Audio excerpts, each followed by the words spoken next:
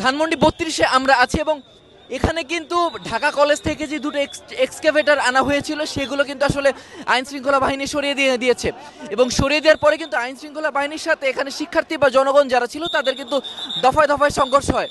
প্রথমে পুলিশে এখানে পরিস্থিতি কন্ট্রোল করার চেষ্টা করলেও পরে কিন্তু এখানে আর্মি, র্যাব সহ অন্যান্য বাহিনীরা এখানে এই পরিস্থিতি স্বাভাবিক করার চেষ্টা করছে। যদি আমরা আপনাদের দেখাই, এই সামনেই কিন্তু আসলে আর্মির মুখোমুখি রয়েছে সাধারণ জনগণ এবং এখানে তারা কিন্তু স্লোগান দিচ্ছে এবং তারা কিন্তু বারবারই চেষ্টা করছে ব্যারিকেড ভেঙে ঢোকার। এখানে কিন্তু যেমন ইট পাটকেল নিক্ষেপের ঘটনা ঘটেছে, তার সাথে সাথে কিন্তু এইখানে লাঠিচার্জের ঘটনাও ঘটেছে। যেটা আমরা দেখতে পাচ্ছেন যে আর্মির ব্যারিকেড ভেঙে জনগণ কিন্তু এগিয়ে আসছে এবং তার অপোজিট প্রান্তে কিন্তু র্যাবের অবস্থান। র্যাব, পুলিশ, আর্মির 3 স্তরের যে নিরাপত্তা বেষ্টনী, সেই নিরাপত্তা বেষ্টনী ভেঙে কিন্তু বারবারই সাধারণ জনগণ এগিয়ে আসছে।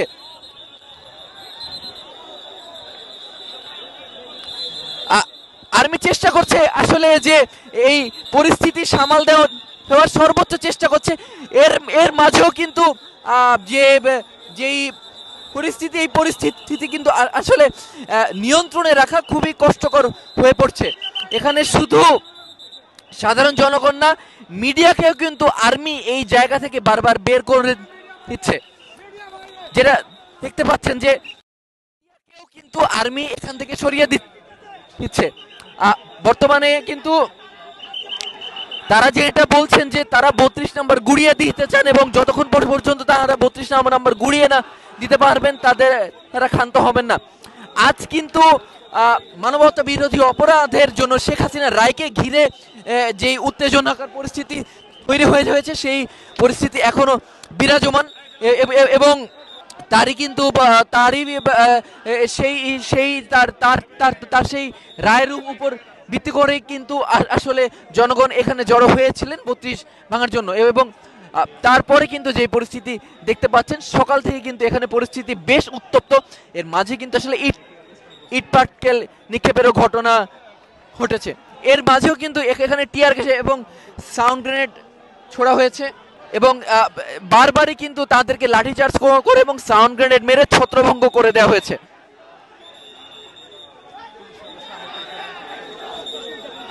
এবং এইখানে কিন্তু আসলে পুলিশের পাশাপাশি ছাত্র জনতাও আহত হয়েছে। আমরা যদি একজন প্রত্যক্ষদর্শীর সাথে কথা বলার চেষ্টা করি যে মানে কি দেখলেন আসলে, আপনি তো এইখানে সকাল থেকে কি দেখলেন? প্রথমে ছাত্র জনতা বুলডোজার নিয়ে 32 ভাঙতে ঢোকার চেষ্টা করে, তারপর পুলিশ তাদের আটকে দেয় এবং বাধার এক পর্যায়ে পুলিশ তাদের উপর লাঠিচার্জ এবং টিয়ার গ্যাস এবং সাউন্ড গ্রেনেড মারে। এক পর্যায়ে যখন ছাত্র জনতা এবং পুলিশ এবং সেনাবাহিনীর মধ্যে ধাওয়া পাল্টা দেওয়া হয়, তখন একজন পুলিশ সদস্য আহত হয় এবং অনেকজন ছাত্র জনতা পুলিশের পাল্টা ধাওয়া এবং লাঠিচার্জে আহত হয়। এক পর্যায়ে পুলিশ দফায় দফায় তাদেরকে গলির মধ্যে ঢুকেও টিয়ার গ্যাস এবং সাউন্ড গ্রেনেড মারতে থাকে এবং প্রেস ও মিডিয়া কর্মীদেরকেও তারা বিভিন্নভাবে সাউন্ড গ্রেনেড এবং লাঠিচার্জ করতে থাকে। সো এইখানে একটি ভয়ঙ্কর অবস্থা সকাল থেকেই বিরাজমান। যেটা শুনছিলেন যে আসলে এইখানে কিন্তু পুলিশ বেশ আক্রমণাত্মক ভঙ্গিতেই সকালে আছেন, কারণ তারা যেটা চাচ্ছেন যে কোনোভাবেই যেন আইন শৃঙ্খলা বাহিনীর বা আইন শৃঙ্খলার যে বর্তমান পরিস্থিতি, সেই পরিস্থিতির আসলে কোনো রকম বিঘ্ন যেন না ঘটে। এবং এখানে কিন্তু আপনি যদি দেখেন রাস্তার যে 2 মাথার রাস্তা কিন্তু বন্ধ করে দেওয়া হয়েছে এবং আপনার আন্দোলনকারী এবং মিডিয়া কর্মীর বাইরেও কিন্তু এখানে প্রচুর পরিমাণে উৎসুক জনতার ভিড় রয়েছে এবং আন্দোলনকারীরা কিন্তু বারবারই জড়ো হচ্ছেন। যেটা দেখতে পাচ্ছেন যে সবাই একসাথে যায় না, কি হচ্ছে আসলে এখানে আমরা আসছিলাম খুনি হাসিনার যে আজকে ঐতিহাসিক রায় ছিল, সে দীর্ঘ 17 বছর যাবৎ বাংলাদেশের মানুষের জুলুম, শোষণ, নির্যাতন, বিচার বহির্ভূত হত্যা, গুম, খুন, হাজারো মানুষের রক্ত তার হাতে লেগে আছে। বিশেষ করে 24-এর গণঅভ্যুত্থানের সময় 2000-এর অধিক মানুষকে হত্যা করেছে এবং দীর্ঘদিন যাবৎ যে বাংলাদেশের মানুষের উপরে বিচার বহির্ভূত হবে। সে আপনার উপর পুলিশ আক্রমণাত্মক কেন হলো? আপনাদের উপর আমরা কোনো রকম মব সৃষ্টি করিনি। প্রথমে আমরা এসেছি বুলডোজার নিয়ে। যদি বাংলাদেশ সরকার তার রায় ঘোষণা করতে ব্যর্থ হয়, ন্যায় বিচার করতে ব্যর্থ হয়, তাহলে বাংলাদেশের জনগণ সেটার ফয়সালা করবে। যেহেতু গণতান্ত্রিক দেশ, সরকার যদি আওয়ামী প্রশাসনের কাছে বিক্রি হয়েও যায়, বিচারকরা যদি বিক্রি হয়ে যায়, কিন্তু জনগণ সেখানে বিচার করেই ছাড়বে। আমরা এসেছিলাম বুলডোজার নিয়ে, যদি সরকার ব্যর্থ হয় তাহলে জনগণের বিচার করবে, কিন্তু আমরা দেখতে পাচ্ছি যে পুলিশ আমাদের